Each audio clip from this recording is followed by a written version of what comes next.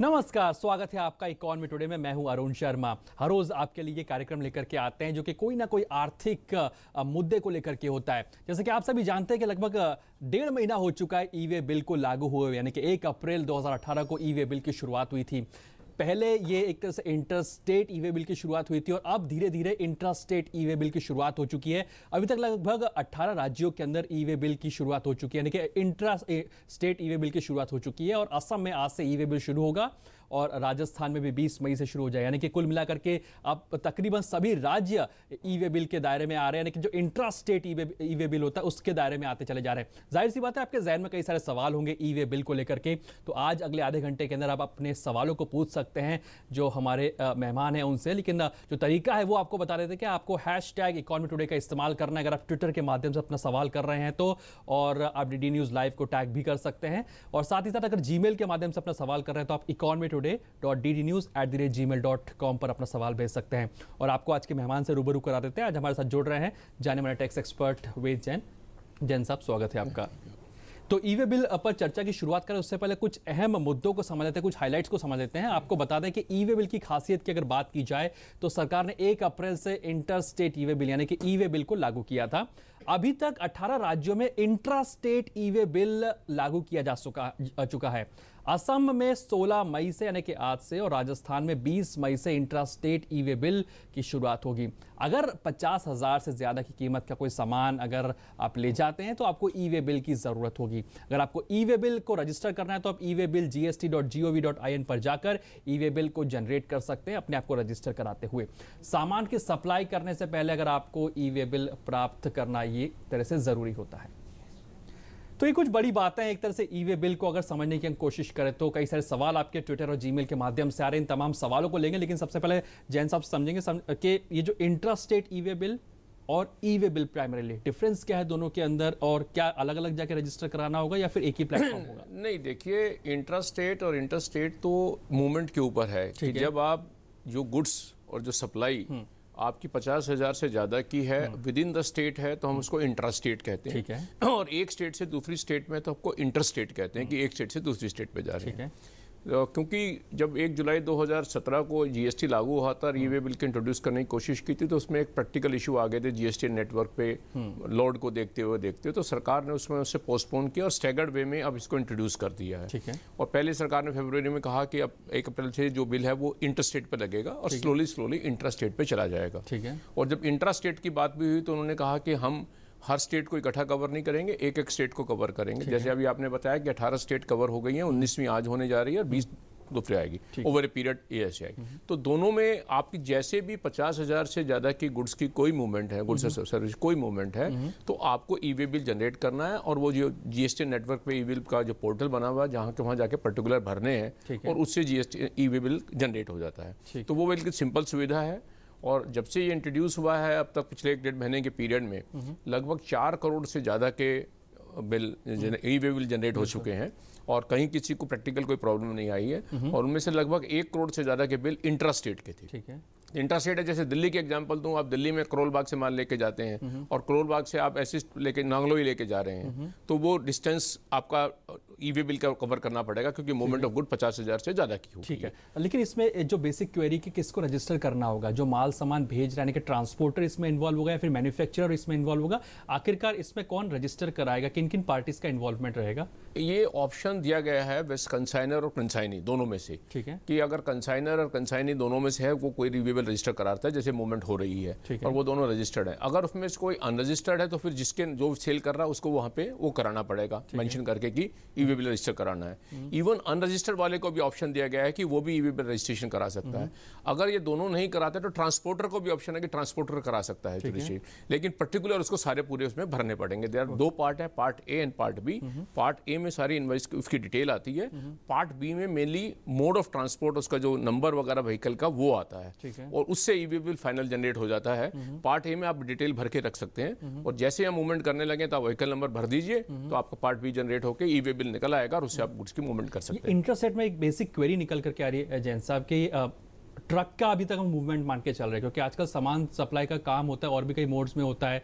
मान लीजिए कि एक जगह से लेकर के दूसरी जगह पे इंटर, एक ही स्टेट के अंदर, राज्य के अंदर या फिर एक सिटी के अंदर ही अंदर अगर मूवमेंट हो रही है तब भी क्या इंटर स्टेट में आपको रजिस्टर करना होगा? और इसको चेक्स एंड बैलेंसेस जो होते हैं, चेक कैसे किया जाएगा कि इसमें रजिस्टर किया गया है नहीं किया गया है? इसको इस पर नजर रखने की किस तरह की कवायद होगी? देखिए, वो तो एक विजिलेंस की ऑफिसर्स की ऑन द स्पॉट वेरी जगह फील्ड लगी होती है, और with in the intra state movement के लिए 2 रूल क्लियर हैं। ठीक है। अगर 10 किलोमीटर से अंदर का डिस्टेंस है, अगर आपका जहां से जा रहा है, ई-वे बिल तो जनरेट होगा उसमें, लेकिन उसमें रिक्वायरमेंट व्हीकल नंबर देने की नहीं है। ओके। वो इसलिए कि हो सकता है कि 10 किलोमीटर के डिस्टेंस के अंदर आपको व्हीकल जैसे आपने कहा ट्रक नहीं लग रहा हो, कोई ऐसा लग रहा हो, रिक्शा भी हो सकती है, ये भी हो सकती है, लेकिन 10 किलोमीटर के बाद में आपको अगर कोई मूवमेंट है तो आपको उसके अंदर उसका व्हीकल नंबर देना ही जरूरी पड़ेगा। ठीक है। तो कंट्रोल करने का 50,000 से ज़्यादा की मूवमेंट अगर गुड्स की हो रही है, और ये जरूरी नहीं है कि वो सप्लाई जो हो रही है वो रजिस्टर्ड डीलर की है या अनरजिस्टर्ड डीलर की है, हर सप्लाईज के ऊपर ये 50,000 से ऊपर का ये कवरेज होगा। जो रजिस्टर करने के लिए जाएंगे क्या उनसे जीएसटीआई नंबर मांगा जाएगा रजिस्टर्ड यूजर्स का, या फिर उसमें ऑप्शन आता है कि आप अनरजिस्टर्ड है तब भी जाके आप रजिस्टर कर सकते हैं? नहीं, देखिए, ऑप्शन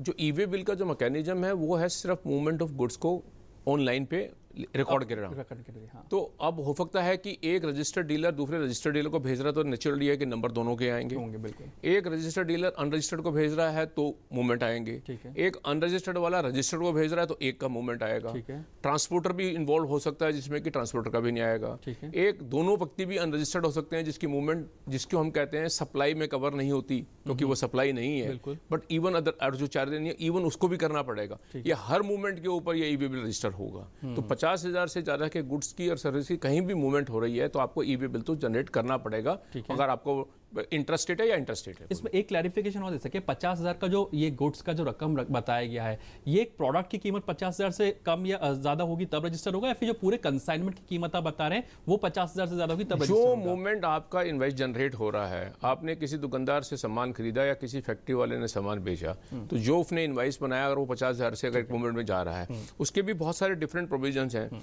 कि एक इनवाइस 50,000 से ज्यादा है और वो 2 ट्रकों में जा रहा है या 2 कंसाइनमेंट जा रहा है तो उसको क्या प्रोसीजर मैकेनिज्म, उसके लिए भी मैकेनिज्म बनाया है कि आप इनवाइस एक बनाएंगे, उसके साथ 2 ट्रक के 2 ई-वे बिल जनरेट करेंगे अलग अलग, और एक के साथ ओरिजिनल इनवाइस जाएगा, एक के साथ डिलीवरी चलान जाएगा। ओके।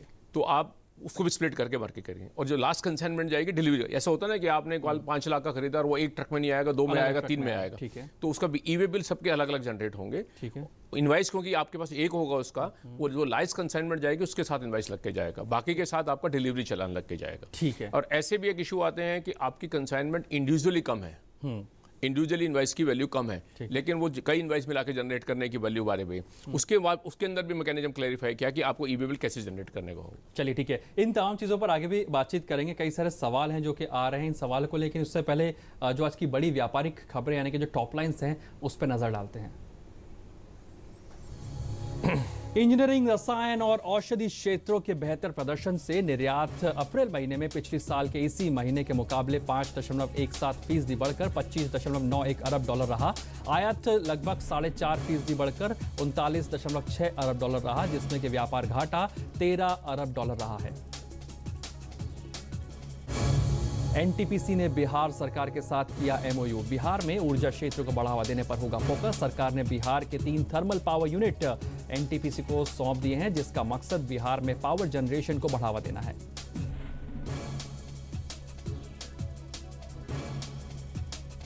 13,000 करोड़ रुपए के फ्रॉड का असर पंजाब नेशनल बैंक के तिमाही नतीजों पर पड़ा। पीएनबी को जनवरी से मार्च तिमाही में 13,417 करोड़ रुपए का घाटा हुआ, जो किसी भी घरेलू बैंक को हुआ अब तक का सबसे बड़ा तिमाही घाटा है।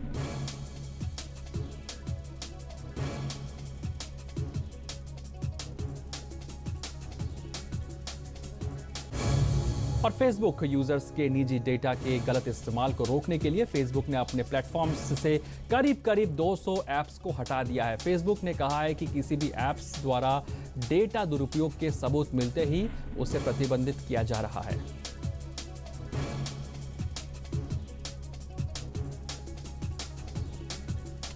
चलिए, तो थी आज की जो बड़ी खबरें और ई-वे बिल पर जैसा कि हम चर्चा कर रहे हैं। कई सारे सवाल आपके जीमेल और ट्वीट के माध्यम से आ रहे हैं।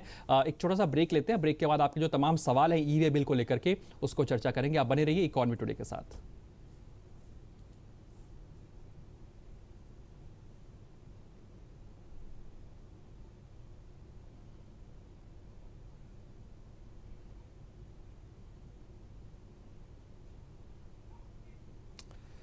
चलिए ब्रेक लेंगे, लेकिन कई सारे जो सवाल आ रहे हैं इनको हम ले लेते हैं। वेद जैन जी, कई सारे सवाल आपके लिए आ रहे हैं। पहला सवाल जो कि है गौरव भूटानी का आया है, इनका सवाल ले लेते हैं। गौरव पूछना चाहते हैं कि kindly explain the procedure of generation of e-way bill by the transporter. If in case a transporter wants to generate a e-way bill, what is the procedure for the same? नहीं, ट्रांसपोर्टर के देखिए, जब transporter e-way bill generate करेगा तो जिसके goods consignor देगा और consignee देगा, ठीक है, और कंसाइनर जिसके गुड्स वो ले रहा है वो आपको एक इनवाइस देगा कि ये मेरे गुड्स उससे जा रहे हैं। उस इनवाइस के बेसिस पे वो जो पोर्टल पे जाके उसके पर्टिकुलर भरेगा कि ये कंसाइनर है, ठीक है, ये कंसाइनी है, ये कंसाइनर का जीएसटीएन नंबर है, ये कंसाइनी का जीएसटी नंबर है, गुड्स के अंदर ये गुड्स हैं, इसकी ये वैल्यू डिक्लेयर्ड है, ठीक है, और उनमें दोनों के जो जीएसटी नंबर भरने के बाद अपना व्हीकल जिसके अंदर वो मूवमेंट कर रहा है वो नंबर भरेगा, पार्ट बी जिसके, उससे वो ई-वे बिल जनरेट हो जाएगा। वो ई-वे बिल जनरेट करके और वो अपने ट्रक ड्राइवर को उसको देगा कि वो साथ मूवमेंट गुड्स करके लेके जाएगा। तो ये सिंपल प्रोसीजर है ट्रांसपोर्टर के लिए, क्योंकि ऑब्लिगेशन क्या है, जो रूल में ऑब्लिगेशन बनाया है कि अगर कंसाइनर रजिस्टर्ड है तो उसका ऑब्लिगेशन है ई-वे बिल जनरेट करने का। कंसाइनर अनरजिस्टर्ड है और कंसाइनी रजिस्टर्ड है तो फिर उसका ऑब्लिगेशन है। ठीक है, अगर ये दोनों नहीं जनरेट करते तो ट्रांसपोर्टर का ऑब्लिगेशन बनाया कि वो मूवमेंट ऑफ गुड्स नहीं कर सकेगा जब तक वो जनरेट नहीं करेगा। तो या तो ट्रांसपोर्टर कंसाइनर को कहेगा आप मुझे ई-वे बिल जनरेट करके दीजिए, मैं लेके जाऊंगा। ठीक है, अगर वो नहीं करता तो, क्योंकि कई बार ऐसा होता है कि आपने गुड्स दे दिए, किस समय वो लेके जाएगा, कोई व्हीकल आएगा, तो नॉर्मली क्या आएगा, कंसाइनर उसको गुड्स हैंड ओवर कर देता है, पर्टिकुलर दे देता है, ठीक है, क्योंकि व्हीकल नंबर ट्रांसपोर्टर ने भरना होता है, तो फिर ई-वे बिल जनरेटर ट्रांसपोर्टर करता है, क्योंकि पार्ट बी जब तक जनरेट नहीं होगा जब तक आपको व्हीकल नंबर नहीं मिलेगा, और व्हीकल नंबर ट्रांसपोर्टर के पास होगा। चलिए अगला सवाल ले लेते हैं। अजय गर्ग का अगला सवाल है। अजय पूछना चाहते हैं कि 50,000 से ज्यादा के माल पर ई-वे बिल जनरेट करना जरूरी है, लेकिन क्या ये ई-वे बिल डेली बेस पर होगा या फिर मासिक बेस पर होगा? और ये जो ई-वे बिल है इसकी जो वैलिडिटी है कब तक रहेगी? मान लीजिए बारिश वगैरह हो गई, माल सामान नहीं जा पाया, जनरेट कर लिया, उस केस में क्या कुछ होगा? देखिए 50,000 से ज़्यादा के माल पे पर मूवमेंट के ऊपर है, ना तो पर डे पे है ना पर मंथ पे है। ठीक है, अगर एक दिन में 4 मूवमेंट है तो 4 ई-वे बिल जनरेट होंगे, ये नहीं है कि एग्रीगेट देना है। अगर आपकी एक मूवमेंट के अंदर 50,000 से ज़्यादा का गुड्स मूव कर रहे हैं तो आपको ई-वे बिल जनरेट करना पड़ेगा। ठीक है, तो मंथली का वगैरह कुछ नहीं है। सेकंड आपने क्वेश्चन पूछा वैलिडिटी क्या है। वैलिडिटी ई-वे बिल की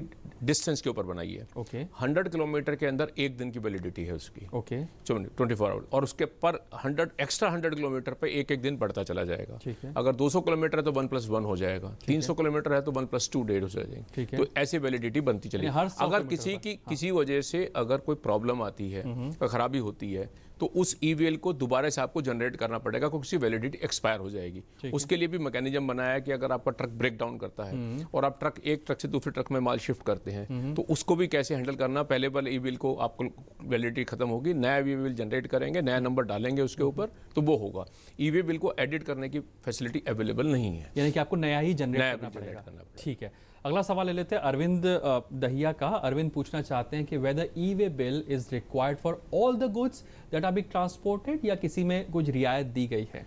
जो आज की डेट में रूल है वो सभी गुड्स के ऊपर ये ई-वे बिल लगता है, लेकिन जो एक रूल के अंदर कोई लगभग कुछ आइटम ऐसी हैं जिसको पूरा एग्जम्प्ट किया हुआ है। अगर वो पूरी एग्जम्प्ट गुड्स की मूवमेंट है तो फिर उसके ऊपर ये ई-वे बिल की रिक्वायरमेंट नहीं है, अभी तक का जो क्लैरिफिकेशन आया हुआ है इसके बारे में। ठीक है, तो ये अगर आपकी कोई भी मूवमेंट हो रही है उसके ऊपर एप्लीकेबल है। और मैं ये क्लैरिफाई कर दूं कि ई-वे बिल की रिक्वायरमेंट सिर्फ गुड्स की बिजनेस B2B में नहीं है, B2C में भी है और C2C में भी है। नहीं, कंज्यूमर टू कंज्यूमर भी माल भेजा जाता है। हाँ, तो उसमें भी क्योंकि अगर मूवमेंट गुड्स की हो रही है तो आपको जनरेट करना पड़ेगा। चलिए ठीक है, यानी कि business to business, business to consumer और कंज्यूमर टू कंज्यूमर में जब माल अपनी दूसरी मूवमेंट भी कर रहे हैं जिसमें सप्लाई नहीं है, हाँ, तो इवन देन आपको ई-वे बिल जनरेट करना पड़ेगा। चलिए एक छोटा सा ब्रेक यहाँ पे लेते हैं। ब्रेक के बाद ट्वीट्स के माध्यम से, मेल के माध्यम से कई सवाल आ रहे हैं, उनको लेंगे। आप बने रहिए इकोनॉमी टुडे के साथ। देश के 120 करोड़ लोगों की जिंदगी आधार से बदली है। जैसे कन्याकुमारी की पार्वती गणेशन के परिवार को अब राशन की चिंता नहीं है। उनका राशन कोई नहीं चुरा सकता। उनके दाने दाने पर लिखा है उनका ही नाम। शिमोगा के नारायण शास्त्री की पेंशन उनके आधार से जुड़े बैंक खाते में आसानी से आ जाती है। आधार ने दिलाई गैस सब्सिडी आसानी से और रोका कालाबाजारी को। इससे बचे पैसों से सतारा की गीता मालवंकर जैसी गरीब महिलाओं को मुफ्त गैस कनेक्शन मिला। वापी में काम करने वाले यूसुफ और उनके जैसे लाखों प्रवासी मजदूरों का बैंक खाता आधार से मिनटों में खुल गया। आधार ने मुजफ्फरपुर के पवन जैसे 500 बिछड़े बच्चों को उनके परिवारों से मिलाया। दूर दराज स्पीति की देचन वांगमो को अब घंटों सफर कर बैंक नहीं जाना पड़ता। आधार उनका बैंक घर ही ले आया है। आधार ने मोबाइल सिम और पासपोर्ट पाना, आईटी रिटर्न वेरिफिकेशन करना आसान किया है। आधार ने अब तक हम सब के 57,000 करोड़ रुपए से ज्यादा बचाए हैं, जिसे सरकार आपके ही हित में खर्च कर रही है। मेरा आधार, मेरी पहचान। स्वागत है आपका एक बार फिर से इकोनॉमी टुडे में। आज हम ई वे बिल को लेकर के बातचीत कर रहे हैं। आपके कई सारे सवाल हमें ट्वीट्स और जीमेल के माध्यम से मिल रहे हैं। अगला सवाल हमारे पास विक्रांत का आया है। विक्रांत पूछना चाह रहे हैं कि if the distance of seller and purchaser is less than 10 kilometers but amount of invoice is more than 50,000 then e-way bill is required or to be generated? Yes. देखिए, कोई डिस्टेंस के बेसिस पे एग्जम्पशन नहीं है। Exemption है 50,000 से नीचे, 50,000 के नीचे वालों की। ठीक है। 50,000 से ज्यादा की कोई भी मूवमेंट गुड्स की होगी, सप्लाई होगी, उसके लिए ईवी बिल जनरेट करना है। ठीक है। लेकिन 10 किलोमीटर तक, जैसे मैंने पहले कहा, एक एग्जम्पशन है कि आपको पार्ट बी में व्हीकल नंबर देने की जरूरत नहीं है। वो वहाँ पर ओनली वही एग्जम्पशन है, व्हीकल नंबर नहीं देना पड़ेगा, लेकिन ईवी बिल उसमें भी जनरेट आपको करना पड़ेगा। विक्रांत का एक और सवाल है, इसको भी लेते हैं, बड़ा इंटरेस्टिंग सवाल है। ये पूछना चाह रहे हैं कि if a vehicle is carrying goods of 50,000 in total, ठीक है, पूरे ट्रक के अंदर 50,000 का माल है of different parties, but in individually the value of invoices are less than 50,000, then do the vehicle have to carry e way bill for the same?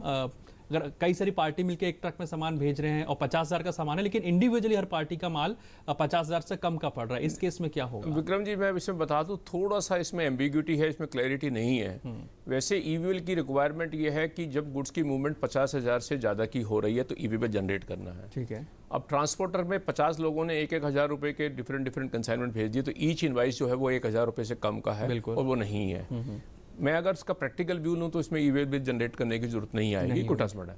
लेकिन कुछ अगर लीगल स्ट्रिक्ट इंटरप्रिटेशन लूँ, क्योंकि वो ट्रांसपोर्ट व्हीकल के अंदर 50,000 से ज़्यादा के गुड्स हैं, तो there can be an obligation on the transporter कि वो ई-वे बिल जनरेट करे। ठीक है। इसमें थोड़ी सी क्लैरिटी की जरूरत है जो अभी तक नहीं आई है, मैं समझता हूँ, लेकिन मेरा ऐसा मानना है कि लॉजिकली इसमें ई-वे बिल की जनरेट जरूरत नहीं है। यानी अगर एक ट्रक आज की तारीख में कहीं जा रहा है तो बेहतर इसी में होगा कि आप ई-वे बिल जनरेट कर लीजिए अगर मल्टीपल पार्टीज है, लेकिन ट्रांसपोर्टर के आई थिंक ट्रांसपोर्टर इसको जनरेट कर सकता है। ठीक है, चलिए अगला सवाल ले लेते हैं। अगला सवाल अनिल यादव का आया है। अनिल पूछना चाह रहे हैं कि अगर किसी कारणवश इंटरनेट या फिर नेट काम नहीं कर रहा है और माल भेजना जरूरी है तो उस स्थिति में क्या किया जाए? क्या ई-वे बिल कैसे प्राप्त होगा और ई-वे बिल के बिना भी क्या माल सामान को भेजा जा सकता है? भाई, ये कोई संभव नहीं है। ये जीएसटी काउंसिल का और जीएसटी एडमिनिस्ट्रेशन का मानना है कि ये एक्सेप्ट करना कि आपका इंटरनेट काम नहीं कर रहा है, ये एक्सेप्टेबल नहीं है। और क्योंकि ई-वे बिल के अगर ऐसे अलाउ कर देंगे तो इसकी वेरिफिकेशन कि क्या आपका नेटवर्क काम कर रहा था, नहीं कर रहा था, ये चैलेंज है। और सारा जीएसटी का जो नेटवर्क है वो ऑनलाइन इंटरनेट बेस्ड है, तो ये एग्जम्पशन अवेलेबल नहीं है। आपकी मूवमेंट जब तक आप ई-वे बिल जनरेट नहीं करेंगे, आपके मूवमेंट नहीं आएगी। और ऐसा शायद नहीं होगा क्योंकि आप अपने मोबाइल से भी ऐप के माध्यम से ई-वे बिल को डाउनलोड कर सकते हैं, क्योंकि प्ले स्टोर में ई-वे बिल का ऐप है, वहां पे भी जाके आप रजिस्टर कर सकते हैं, तो मोबाइल में इंटरनेट आता रहेगा, अवेलेबल ही होगा। और बहुत ही एक्सट्रीम सिचुएशन है तब शायद पता नहीं, लेकिन आज की तारीख में इस तरह का कोई भी एग्जेम्पशन अवेलेबल नहीं है। चलिए अगला सवाल सोनम कुमार का है। सोनम पूछ रही है कि if there is a mistake और wrong entry in the e way bill, what has to be done? ये देखिए, ई-वे बिल में मैंने जैसे पहले कहा, एडिट करने की फैसिलिटी नहीं है। आप नया ही जनरेट करना पड़ेगा, उसको कैंसिल करना पड़ेगा।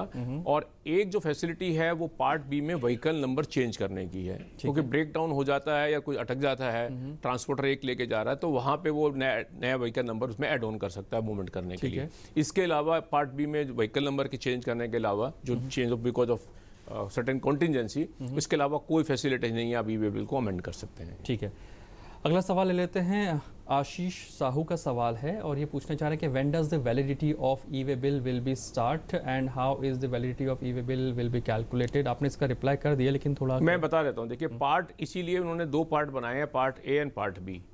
टाइम को ध्यान में रखते हुए कि आप अपना ई-वे बिल जनरेट करने में जो आपका टाइम है उसमें इशू आ सकते हैं, तो पार्ट ए आप जनरेट कर दीजिए, उसकी वैलिडिटी वहाँ से काउंट नहीं होगी। वैलिडिटी ई-वे बिल की काउंट होगी जैसे ही आप पार्ट बी भरेंगे। पार्ट बी में भरने से आपको व्हीकल नंबर देना पड़ता है कि ये व्हीकल नंबर आएगा, तो उससे e way bill immediately part B भरने के बाद आप ई-वे बिल जनरेट कर देंगे। जैसे आपने जनरेट किया उसकी वैलिडिटी वहाँ से काउंट शुरू हो जाएगी। और जो आपने बताया था कि हर पर 100 किलोमीटर, हर पर 100 किलो में 1 दिन का आपको मिलेगा।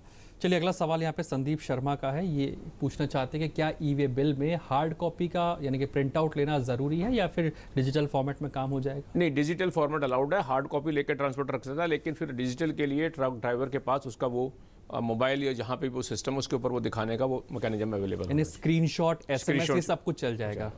चलिए अगला सवाल यहाँ पे ले लेते हैं। ये सवाल ट्वीट के माध्यम से आया है और ये पूछना चाह रहे हैं आशीष सहरावत। ये पूछ रहे हैं कि क्या ई वे बिल निकालने के लिए उसमें ट्रांसपोर्टर का भी डिटेल्स डालना ज़रूरी है? ये तो सबसे ज़्यादा ज़रूरी है। ट्रांसपोर्टर का डिटेल के अलावा आपको तो व्हीकल नंबर तक देना बहुत ज़रूरी है, क्योंकि वही तो मूवमेंट कंट्रोल करने का उसका प्रोसेस है। ठीक है। अगला सवाल है रमेश कुमार का। ये पूछ रहे हैं कि क्या नेपाल में माल भेजना है तो वहाँ भी ई वे बिल चाहिए होगा? अगर बिहार देखिए, मूवमेंट ऑफ गुड्स कहीं से कहीं पे हो जाए, एक स्थान एक यूनिट से दूसरे यूनिट में हो जाए। मेरी फैक्ट्री के 2 यूनिट हैं और हो सकता है कि वो 2 यूनिट डिस्टेंस हो कोई 50 मीटर या 100 मीटर का, इवन उसकी मूवमेंट करने के लिए भी करना पड़ेगा। और वो मूवमेंट हो सकता है सेल के लिए भी नहीं हो, सप्लाई के लिए भी नहीं हो। उसमें भी कहा कि डिलीवरी चालान बना के आप ई बिल जनरेट करेंगे। यूनिट ए से यूनिट बी में जा रहा है, यूनिट बी से जब माल वापस आएगा तो फिर दोबारा डिलीवरी चालान बन के आएगा और फिर वहां से माल शिप होकर जाएगा तो फिर आपको जाएगा। तो ई वे बिल तो आपको हर जगह जनरेट करना पड़ेगा, हर मोमेंट पे बिल्कुल करना पड़ेगा। कई इंटरेस्टिंग सवाल आ रहे हैं वेजन आपके लिए, लेकिन एक सवाल इसी से जुड़ा हुआ मेरा है कि अगर मान लीजिए मैं माल सामान को हवाई जहाज के माध्यम से या ट्रेन के माध्यम से भेजता हूँ फ्रेट के तौर पर, क्या उस केस में भी अगर मुझे ई वे बिल को जनरेट करना होगा और इसको किस तरह से ट्रीट किया जाएगा? देखिए, जैसे मैंने कहा ना कि पार्ट ए में आपको डिटेल देनी है और पार्ट बी में आपको व्हीकल नंबर देना है। ठीक है। जब आप मूवमेंट ऑफ गुड्स रेलवे से करते हैं या एयर से करते हैं तो उसमें एयर वे बिल वगैरह, बिल ऑफ लीडिंग वगैरह जो मिलते हैं, ठीक है, पार्ट बी में वहाँ व्हीकल नंबर के बजाय आपको वो उसकी डिटेल भरनी है। जैसे आपने रेलवे से बुक करा दिया तो रेलवे आपको वो नंबर देगी। ठीक है। तो आप वो नंबर भरेंगे उसके अंदर कि ये नंबर पे जा रहा है। ठीक है। ताकि वो उससे लिंक हो जाए। इसी तरह से आपने एयर से कराया तो आपको एयर फ्रेट का जो बिल मिलता है उसके ऊपर वो रेफरेंस नंबर दे देंगे। ठीक है। तो ताकि उससे लिंक हो जाए कि ये उससे मूवमेंट हो रही है। आइडिया है कि आपके गुड्स को उसकी कंसाइनमेंट से लिंक कर दिया जाए। चलिए, रमेश का सवाल हमने ले लिया। इसके बाद में अगला सवाल जीमेल के माध्यम से शिव ओम का आया है। आप ये पूछना चाह रहे हैं कि will this e way bill be valid for Jammu and Kashmir and Nagaland state as well? ये सभी स्टेट में नहीं, वैलिडिटी में तो कोई चैलेंज नहीं है। जम्मू कश्मीर, नागालैंड कहीं की इंटरस्टेट वाला जो है रूल लगता है, इंटरस्टेट की मूवमेंट आपको वैलिड होगा। उसमें कोई ऐसा वो नहीं है कि वहाँ वैलिड नहीं होगा। ठीक है।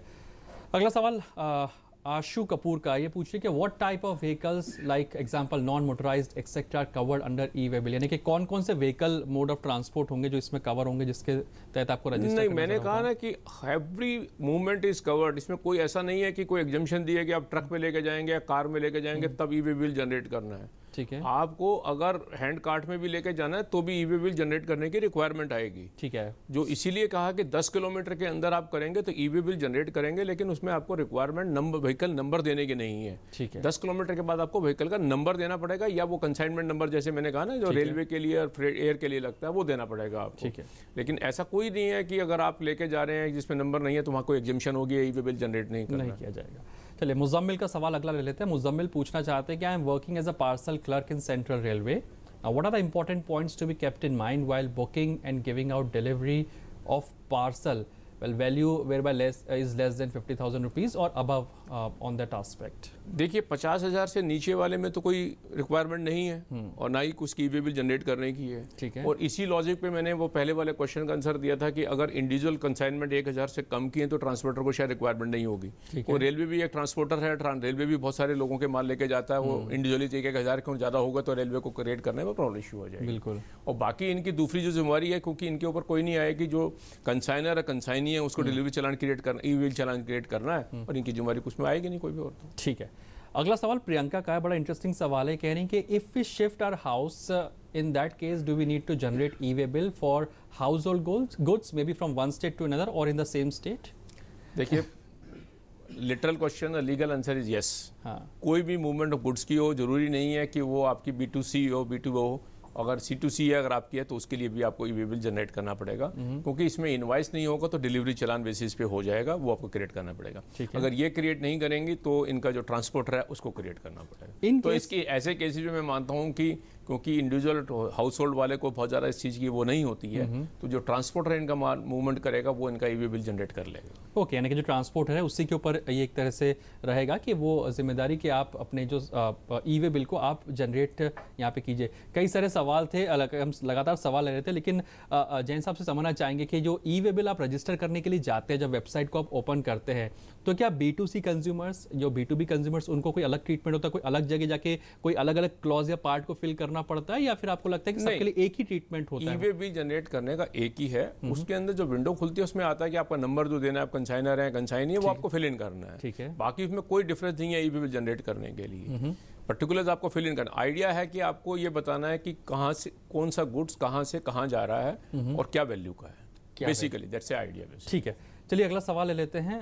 ये भी जीमेल के माध्यम से सवाल आया है कि ये चंद्रनाथ त्रिवेदी का सवाल है, पूछ रहे कि who will generate e way bill in transportation of goods through railway, consignee और कंसाइनर? मैंने जैसे कहा कि अगर कंसाइनर रजिस्टर्ड डीलर है तो ऑब्लिगेशन उसके ऊपर है कि वो जनरेट करे। ठीक है, और वो माल जा रहा है कंसाइनी को, वो अनरजिस्टर्ड है, और अगर कंसाइनर अनरजिस्टर्ड है तो कंसाइनी भी अनरजिस्टर्ड है तो उसको जनरेट करना पड़ेगा। ठीक है, अगर ये दोनों, अगर कंसाइनर कंसाइनी अनरजिस्टर्ड है तो ट्रांसपोर्टर को करना पड़ेगा। ठीक है, तो इस केस में जब आप बुक कराने के लिए जाएंगे तो रेलवे वाला आपसे पूछेगा आप ई वे बिल जनरेट करके दीजिए मुझे। ठीक है, और वरना वो गुड्स आपके एक्सेप्ट नहीं करेगा, जैसे पहला वाला क्वेश्चन आया था। ठीक है, इसमें एक बेसिक सवाल, मान लीजिए कोई टेक्स हैवी नहीं है, बिल्कुल कंप्यूटर नहीं चला सकता है, इस केस के अंदर क्या कोई ऐसी सर्विसेज मुहैया कराई गई है सरकार द्वारा कि आप यहाँ पे आके इनको अपनी डिटेल्स बताइए, आपको रजिस्टर करके देंगे? जैसे इनकम टैक्स भरने की दिशा के अंदर में टीआरपीएस मिल जाते हैं जो आपका टैक्स फाइल कर देते हैं आपके बिहाफ पर, क्या ऐसी कोई सुविधा कहीं उपलब्ध या इस तरह का कुछ अभी तक तो मेरी नॉलेज में ऐसा फैसिलिटेशन सेंटर नहीं बनाया है। ठीक है, अभी तो जो सेंटर बने हैं वो आपको हेल्प करने, असिस्ट करने के लिए तो जरूर है कि भाई आपको क्लैरिफिकेशन वगैरह बताने के लिए, लेकिन ये नहीं है कि आपको जाके आप चले जाइए और वहाँ पे अपना जाके ई वे बिल जनरेट करा लीजिए। मुझे नहीं लगता कि मेरी नॉलेज में कि ऐसा कोई सेंटर बनाया नहीं है अभी तक। ठीक है, लेकिन यहाँ पे अब समय बहुत ज़्यादा नहीं रह गया हमारे पास में, लेकिन आखिर में आपसे समझना जरूर चाहूँगा यहाँ पे वेजन जी के ई वे बिल अब इंट्रा स्टेट मूवमेंट भी शुरू हो चुका है, अब इंटर स्टेट भी शुरू हो चुका है, कोई भी ई वे बिल जनरेट करा रहा है, अगर इसको कंक्लूड करे एक तरह से मंत्र क्या होगा, क्या क्या चीज़ों को ध्यान में रखे, अगर हल्का सा रिवाइज कर दे बिल्कुल शॉर्ट और क्रिस्प मैनर के अंदर? देखिए, मेरा कहना एक बहुत सिंपल है, हमें ये समझना पड़ेगा कि जब एक स्थान से दूसरे स्थान पर कोई भी गुड्स की मूवमेंट हो रही है तो मुझे उसको रिकॉर्ड पे लाने की जरूरत होती है। जैसे हम कहते हैं ना, फैक्ट्री में, गोडाउन में, शॉप्स में आप स्टॉक रजिस्टर रखते हैं, स्टॉक की मूवमेंट रखते हैं, तो आपको हर मूवमेंट को आपको उसमें कंट्रोल करना है और आपको ई वे बिल पे चढ़ाना है, और सरकार की नॉलेज में होना चाहिए।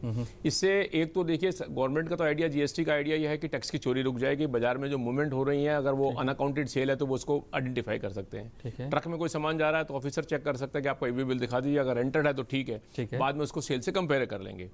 इनडायरेक्टली जो बेनिफिट मुझे लगता है इंडस्ट्री को, ट्रेड को और इंडिविजुअल कंज्यूमर को होगा कि कभी कभी अपना हिसाब नहीं रखने से आपको साल के बाद पता लगता है कि कहाँ माल की गड़बड़ हो गई, चोरी हो गया, क्या हो गया, वो आपका सारा ट्रैक आ जाएगा। आपको पता है कि माल यूनिट 1 से यूनिट 2 में गया था, आपने घर शिफ्ट किया तो यहाँ से गया था, यहाँ से गया था, इस ट्रक नंबर से गया था, तो वो सारी डिटेल ऑटोमेटिकली आपको मदद करेंगी। जैसे कंप्यूटराइजेशन हमें कहते हैं ना, कंप्यूटर पर रिकॉर्ड रखने से आपको ओवर ए पीरियड पता लग जाता है, सहूलियत हो जाती है, और कभी भी ट्रैक करते हैं। मोबाइल में, व्हाट्सएप पे आप मैसेज ढूंढ लेते हैं पुराने, तो आपको ये भी मूवमेंट पता लग जाएगा ये गुड्स कब से कहाँ गए थे, तो वो आपको यानी कि जो कंक्लूजन निकलता है जैन साहब कि कोई भी मूवमेंट माल की हो रही है 50,000 से ज्यादा की है तो उसका आप ई वे बिल जनरेट कर लीजिए। चलिए, शुक्रिया जैन साहब, आज आप कार्यक्रम में आए, जो तमाम ई वे बिल को लेकर के इतने इंटरेस्टिंग सवाल हैं तमाम को आपने सुलझाया, आपका शुक्रिया। बहरहाल आज इकोनॉमी टुडे में इतना ही, कल आपसे फिर से होगी मुलाकात किसी अन्य मुद्दे के साथ। मुझे दीजिए इजाजत, नमस्कार।